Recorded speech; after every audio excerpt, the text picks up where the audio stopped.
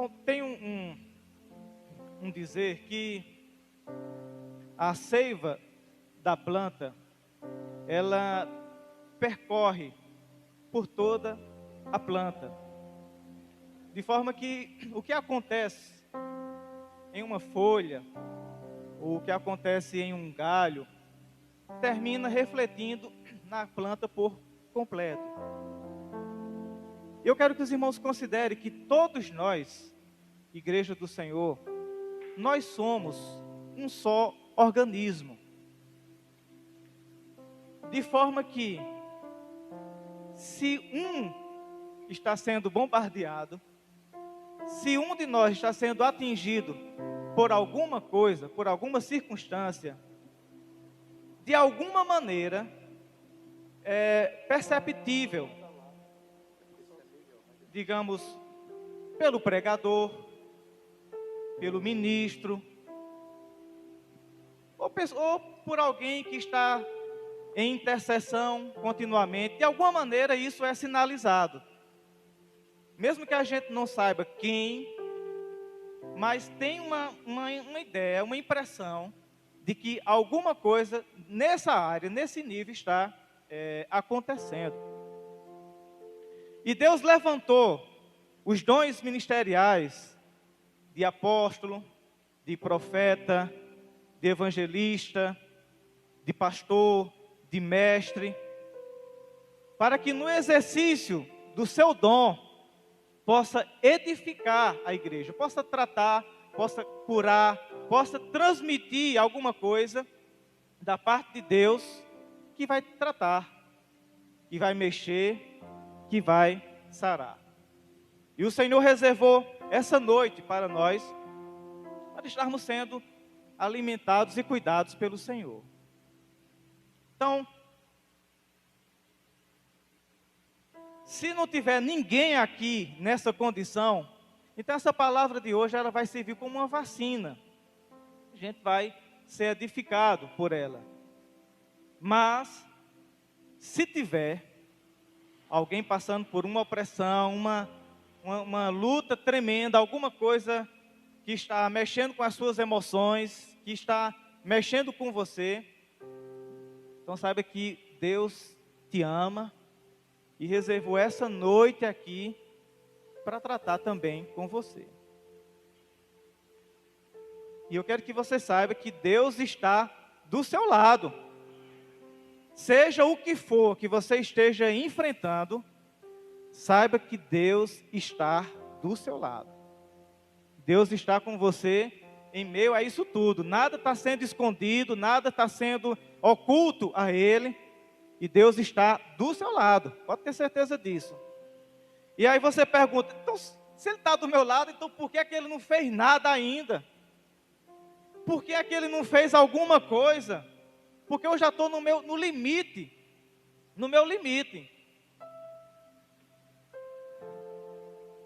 Quero que você saiba que você não vai morrer disso. Esse não vai ser o seu fim. Você não vai ser engolido por essa circunstância. Deus está do seu lado. Mas é necessário a gente... Na verdade, mas muita coisa vai depender de você. Muita coisa vai depender de você. De seguir as instruções daquilo que Deus já tem colocado no seu coração. Eu quero que você considere que Deus já preparou você, já muniu você, já deu para você todas as condições para você sobressair. Eu fiquei com a ideia de um simulador. Eu não sei se ainda funciona isso hoje, mas até algum tempo, quando alguém... Isso foi recente, na verdade. Quando as pessoas iam tirar a sua carteira de motorista, foi obrigatório treinar em um simulador. Quem lembra que aconteceu isso há pouco tempo? Tem um equipamento lá na escola, e você vê, tem a tela, é como se estivesse num carro. Você tem a frente, do lado, do outro. É ali você, todo o movimento, como se estivesse em um ambiente real. Mas aquilo ali é só um simulador. E você está sendo treinado ali, está sendo preparado ali, recebendo as instruções naquele ambiente. Mas vai chegar o momento de você ir para a prática, ir para o campo real. E tudo aquilo que você recebeu de instrução vai lhe ajudar quando você estiver lá fora. Claro que não é a mesma coisa, não é? A vida real. Eu já falei para vocês em outro tempo, né? Que eu já treinei karatê. E assim eu quero mandar um abraço para o mestre Rodrigo e Fabiane. E nos nossos treinos, a gente tinha um momento lá que no meu tempo se chamava de sombra. Que a gente se fazia que estava lutando com o colega. Só que na verdade ninguém apanhava de verdade e ninguém batia de verdade. Era só um momento ali para a gente treinar os golpes, se exercitar. Mas aquilo ali não era uma briga, uma luta de verdade. Era um ambiente simulado. E o que é que isso tem a ver? Amados, nós nos acostumamos a viver num ambiente, digamos assim, simulado. Porque tudo vai bem. Como é que a gente vai exercitar a nossa fé se tudo vai bem? Como é que a gente vai exercitar a paciência se tudo vai bem? Como é que a gente vai exercitar a perseverança se tudo vai bem? Como é que a gente vai exercitar a nossa confiança na providência divina se tudo vai bem? Como é que a gente vai ficar tranquilo, exercer a nossa tranquilidade, se o ambiente que a gente está não tem perigo nenhum? Sabe, amados, Adão viveu coisas extraordinárias de Deus, mas creio que nenhum de nós aqui já desfrutou de coisas que Adão desfrutou.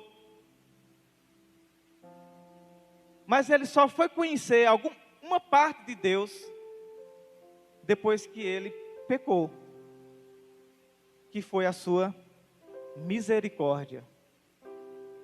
Quando Adão pecou, ele conheceu um lado de Deus que ele ainda não conhecia: a misericórdia, a graça de socorrer quem não merece, quem pecou, quem descumpriu o combinado.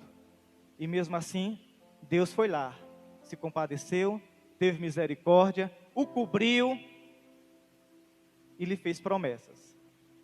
Esse lado ele ainda não conhecia, porque até então estava tudo bem. Abra sua Bíblia em Hebreus, no capítulo 12.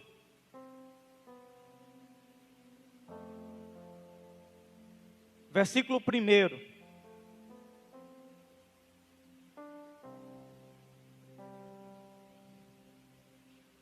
Hebreus capítulo 12, versículo 1.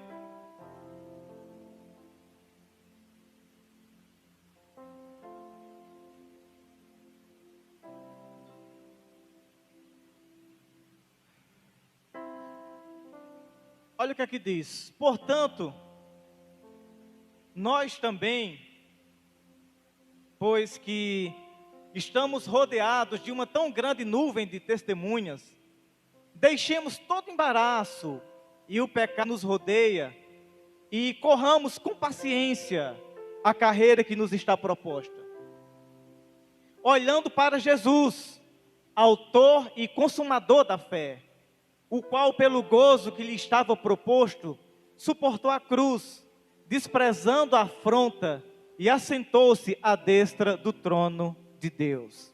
Amém? Se você prestou atenção no versículo 1, lá diz que, olha, nós estamos rodeados de uma quantidade enorme, na verdade uma nuvem de testemunhas. E essas testemunhas faz referência a tudo que está escrito lá no capítulo 11. E lá no capítulo 11, amados, tem uma quantidade enorme de homens e mulheres de Deus, que durante a sua vida, elas participaram de coisas extraordinárias da parte de Deus. E eram homens e mulheres semelhantes a gente, do mesmo jeito que nós somos hoje.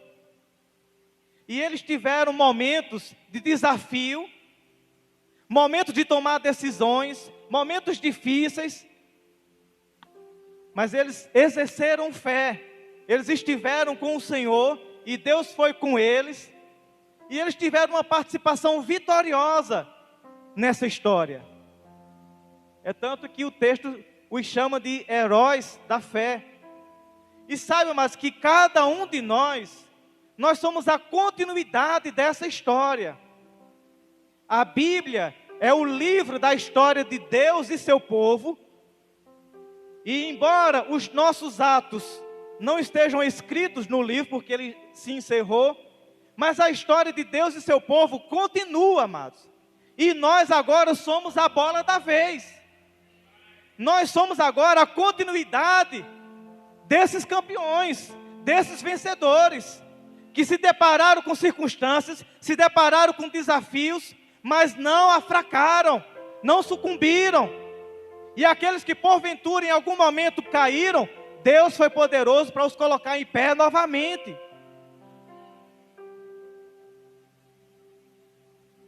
Nós estamos, amados, fazendo história. Cada um a seu tempo, cada um a seu ritmo, mas uma história de vitória está sendo escrita entre você e Deus, entre Deus e a igreja do Senhor. Então, mas assim como eles venceram, nós estamos vivendo os nossos desafios e nós somos vitoriosos também. E para aqueles que estão passando por um momento de opressão, um momento de dificuldade, é como que você tivesse saído do simulador e agora estivesse em um ambiente real. Mas assim como você recebeu instruções e informações da parte de Deus no ambiente simulado, saiba que isso vai servir lá fora. Saiba que isso vai servir para o dia a dia.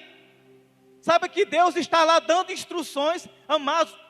O povo de Deus, a gente sempre tem a ideia, quando a gente olha para Deus, a gente consegue imaginar Deus nos cobrindo, né, como uma galinha acolhe os seus pintinhos. A gente consegue imaginar Deus nos cobrindo como uma galinha acolhe os seus pintinhos.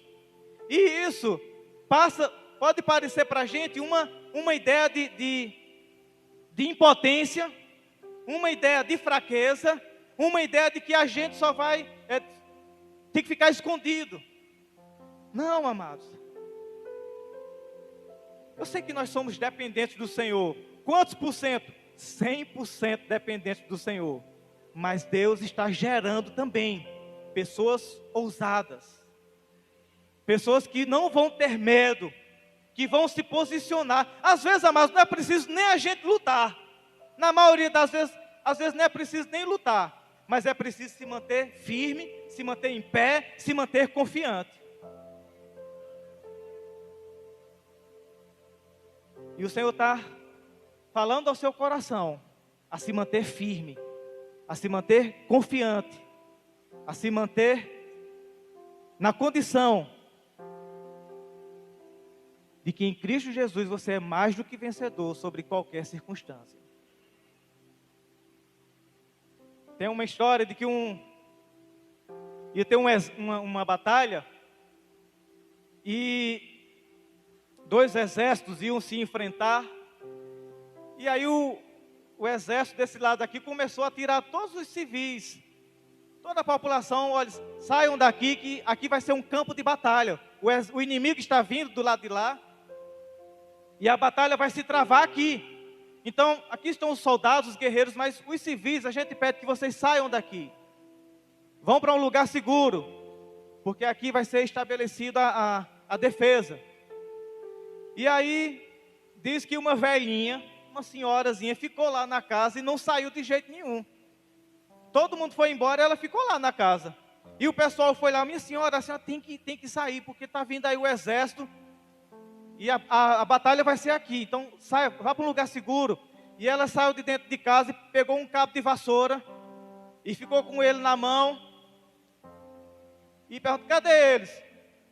Não, eles vêm dali, mas a senhora não pode ficar aqui não. E ela com cabo de vassoura na mão. Cadê? Não, a senhora tem que sair. Porque eles estão vindo aí com metralhadora, com canhão, com bomba. A senhora com esse cabo de vassoura não vai servir nada não. Aí ela disse, eu sei que não serve não. Mas pelo menos eles vão saber de que lado eu estou.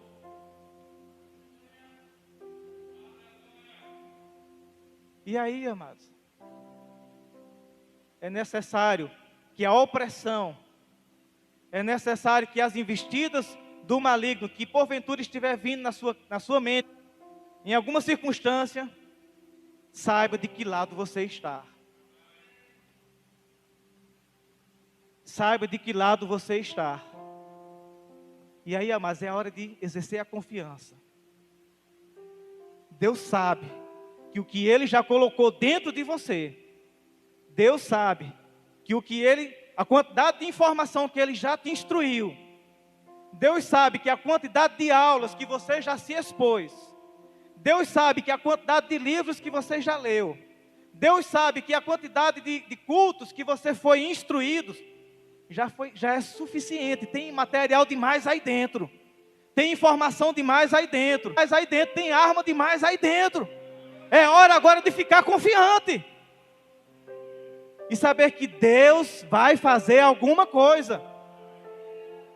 Enquanto estivermos com medo, enquanto estivermos dando a abertura para o inimigo nos pisar, a nossa condição vai ser essa, de um vencedor sofrendo como um derrotado.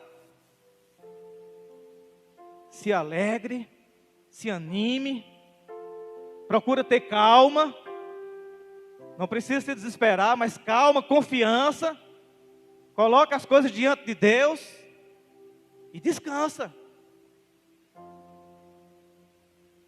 Porque a nossa condição, amados, é de mais do que vencedor sobre todas as coisas.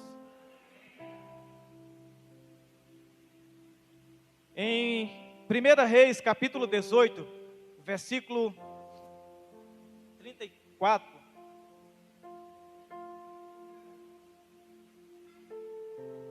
Lá você vai encontrar a história de Elias e os profetas de Baal. E todo mundo aqui já conhece essa passagem na Bíblia que fala de Elias e os profetas de Baal, que mandou fazer um altar. Quem conhece essa história? Mas assim, é bem conhecida.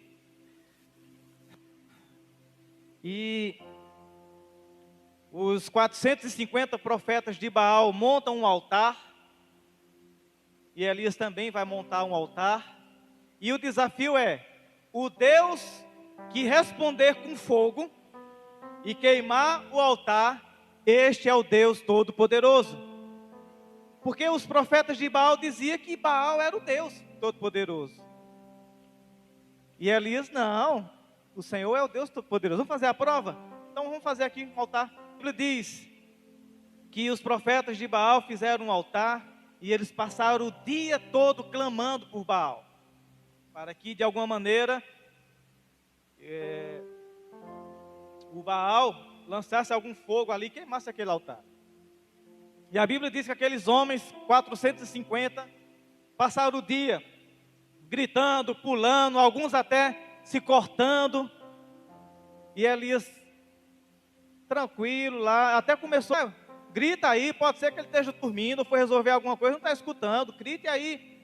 De forma que aquele dia foi um dia frustrado para aqueles 450 profetas que não eram da parte de Deus.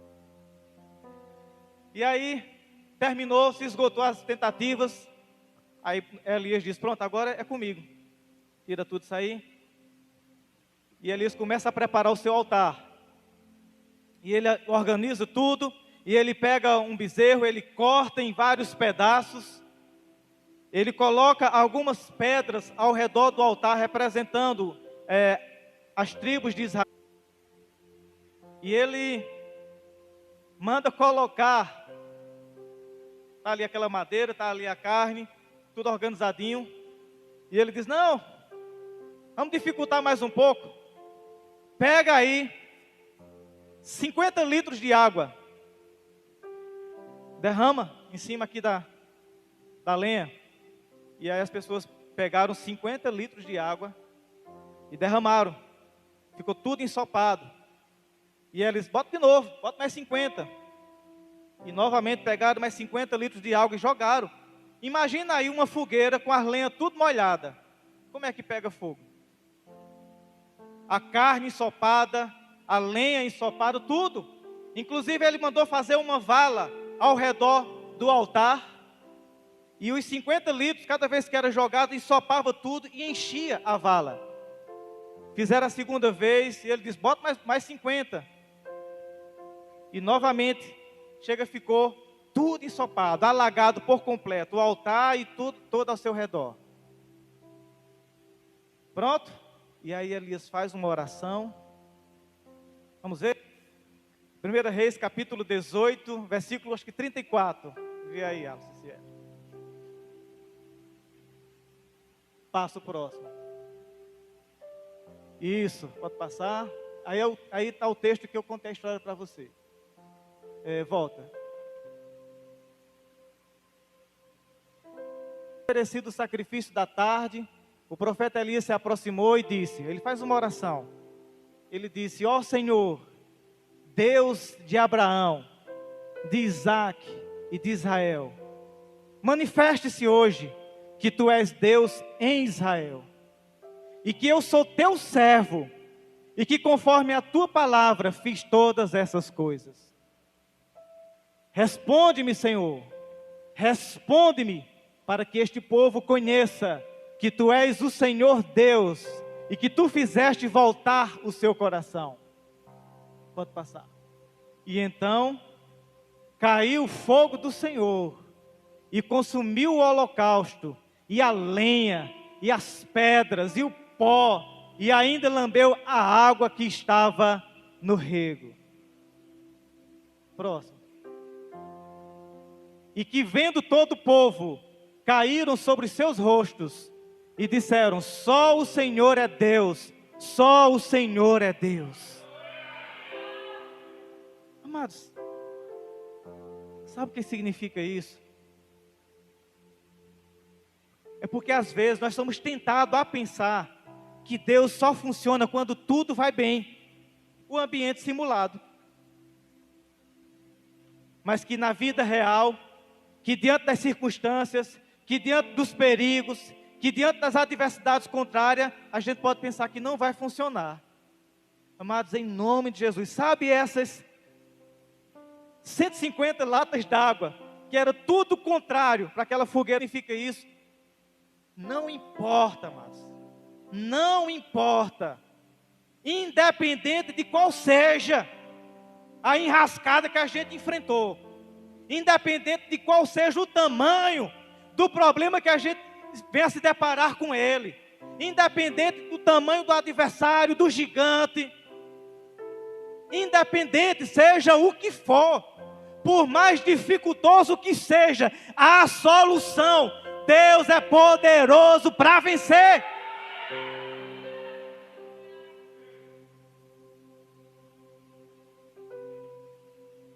Agora, mas o que eu queria, não como eu, irmão Vasconcelos,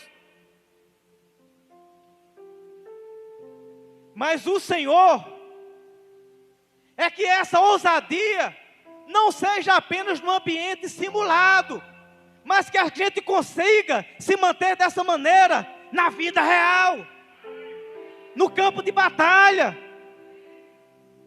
Tudo ao contrário, barreiras, dificuldades, seja ela qual for, de repente é uma dívida, de repente é um problema na família, um filho, um parente, um pai, de repente é uma ação na justiça, Seja o que for que está mexendo com o seu emocional, seja o que for que está mexendo com as suas estruturas, ou até mesmo uma investida maligna, lhe oprimindo, trazendo confusão para dentro da sua casa, para o seu trabalho, às vezes até o seu carro, eu sei lá, qualquer coisa,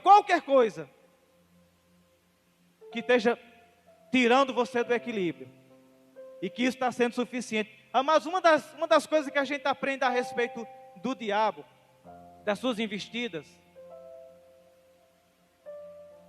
é que o objetivo dele é tirar a nossa paz. Sua intenção é tirar a nossa paz. Se ele conseguir fazer isso com a tampa da pasta do dente, pronto, pois o terror na sua casa vai ser a tampa da pasta do dente. Aí você está entendendo o quê? Não é exatamente aquilo, mas é o lugar, a condição que o inimigo encontrou para tirar você do equilíbrio. Não importa. Pode ser uma coisa simples, pode ser uma coisa de grande porte. Mas está mexendo com você, está lhe desanimando, está lhe abatendo. Pode ser algo da parte do inimigo para lhe desestruturar. Mas seja o que for, grande ou pequeno, por mais contrário que seja, Deus é poderoso para vencer toda e qualquer circunstância.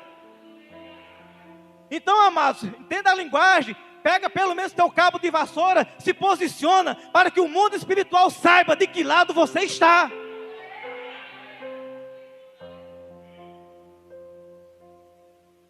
E aí, amados, vai acontecer. A sua oração, o seu clamor vai ser respondido. E haverá testemunhas. As pessoas vão ver. Quem está no campo de influência vai ver. Quem está no seu ciclo familiar vai ver.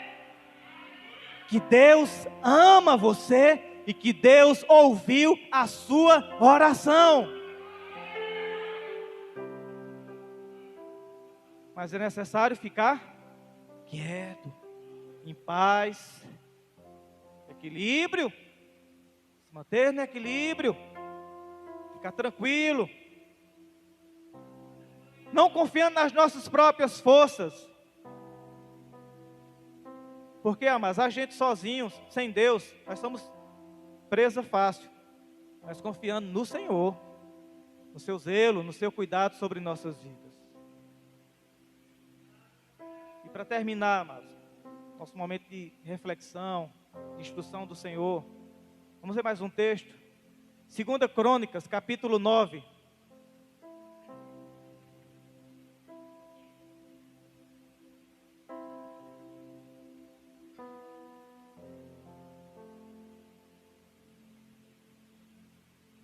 Segunda Crônicas, capítulo 9, glória a Deus, versículos 3.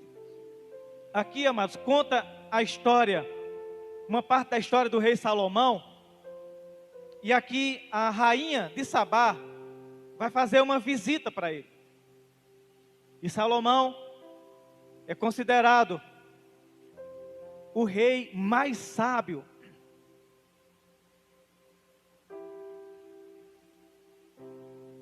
É considerado, a Bíblia diz que antes dele e nem depois dele houve pessoa com tanta sabedoria. E o que eu acho incrível na história de Salomão, apesar que nós conhecemos que quando Deus perguntou para Salomão, o que é que você quer? E aí ele responde, Senhor, me dê sabedoria. E os irmãos sabem a história, aí Deus diz para ele, já que você não pediu nem poder nem riqueza, eu vou lhe dar sabedoria, mas também vou lhe dar poder e riqueza. E aí a gente fica, mas rapaz, olha que pedido, como foi atendido. Mas você já viu que quando Salomão teve essa conversa com Deus, ele estava dormindo? Esse diálogo foi em sonho, ele estava dormindo. Às vezes a gente sonha com cada coisa, trevaliano, não é? Mas que a nossa mente possa estar sempre influenciada pelo Senhor, para que os nossos sonhos, amados, eles sejam também sonhos poderosos, né? Que tenhamos também esse tipo de conversa com Deus, de coisas extraordinárias da parte de Deus acontecendo na nossa vida. E aí segue-se a história, e a rainha de Sabá, ela fica encantada. Ela vê tudo que ela pergunta ao rei Salomão, ele responde para ela e não deixa dúvida nenhuma.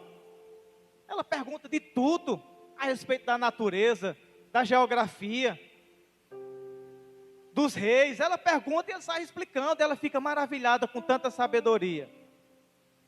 Mas não foi somente isso que chamou a atenção da rainha de Sabá. Outras coisas chamaram também a sua atenção. Olha o que aqui diz, versículo 3 diz: vendo, pois, a rainha de Sabá a sabedoria de Salomão e a casa, a construção que ele havia edificado, ela viu também os alimentos foram colocados à mesa, e a posição da mesa, como a mesa foi organizada, não apenas a diversidade de alimentos, mas a forma como estava sendo distribuído. Ela viu também o assentar dos seus servos, a forma como os empregados, os funcionários da casa, como eles se portavam, desde aqueles que se mantinham em pé, àqueles que ficavam sentados, o assentar dos seus servos, o estar dos seus criados, como eles se posicionavam, como eles chegavam para servir, para retirar. Ela viu toda uma etiqueta, não é? Que estava sendo colocada em prática. Pode permanecer aí nesse, volta. O estar dos seus criados e as vestes, suas roupas, o padrão, todo mundo organizado, bonito, alinhado.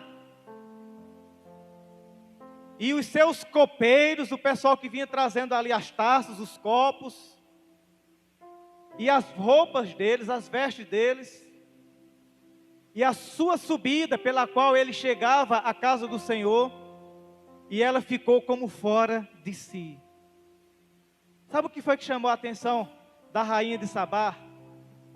Foi a excelência dos seus servos. Sua postura, sua elegância, sua organização, o padrão. A disposição dos servos revela a excelência do rei. A maneira de se portar,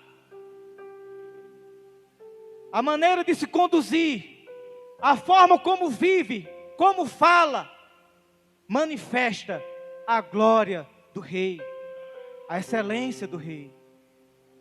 Ei, amados, a nossa queda, nosso fracasso, vergonha, derrota, isso não glorifica a Deus.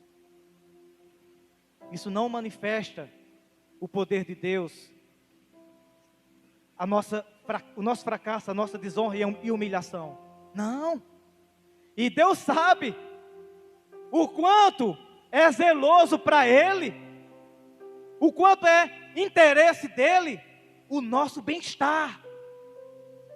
Que a gente esteja bem. Por isso, amados, cada um de nós aqui sabe que é interesse de Deus a nossa vitória.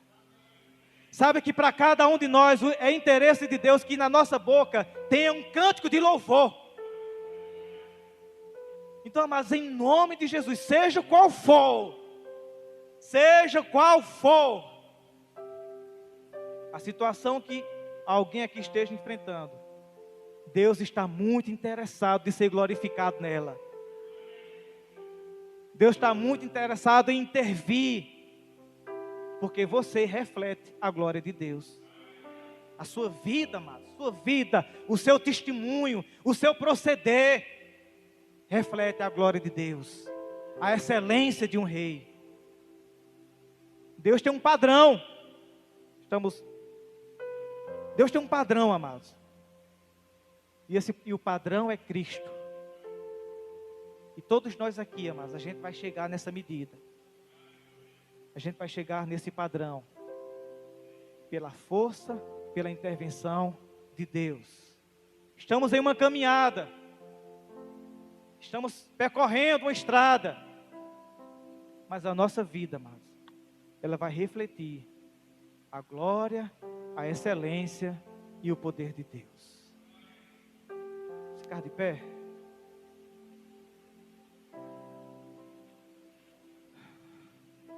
Amados, eu quero orar por você. E eu quero que os irmãos todos criem aqui um ambiente de adoração propício ao milagre do Senhor. Eu quero que você fale alguma coisa, entre em adoração, ministre ao Senhor nessa noite. E se há alguém aqui que se sentiu alcançado por essa palavra, se você sentiu pelo tom dessa mensagem que Deus falou ao seu coração de áreas que precisavam ser tocadas, que precisavam ser tratadas, eu quero fazer um desafio para você nessa noite. Pela fé, você vai mostrar ao mundo espiritual do mal de que lado você está. Você vai mostrar a que rei você pertence. Você vai mostrar a qual Senhor você serve. E numa atitude simples, mas poderosa, eu convido você a levantar uma de suas mãos. E cadeias serão quebradas. Correntes serão quebradas.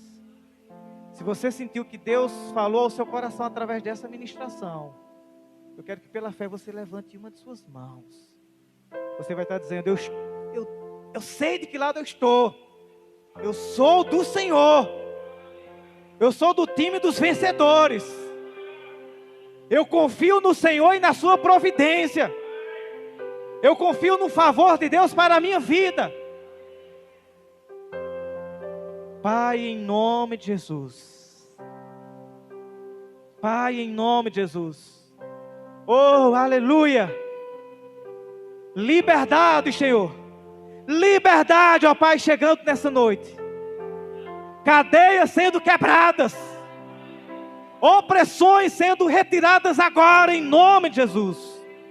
Refrigério do Espírito Santo chegando, descendo sobre a cabeça. Essa noite os teus filhos e filhas dormirão melhor. Toda ansiedade fora, todo medo fora, toda opressão fora. Nascemos para a liberdade. Nascemos para a liberdade. Somos livres. Somos livres. Somos livres. Em nome de Jesus. Em nome de Jesus. Em nome de Jesus. Todos digam amém. Glória a Deus.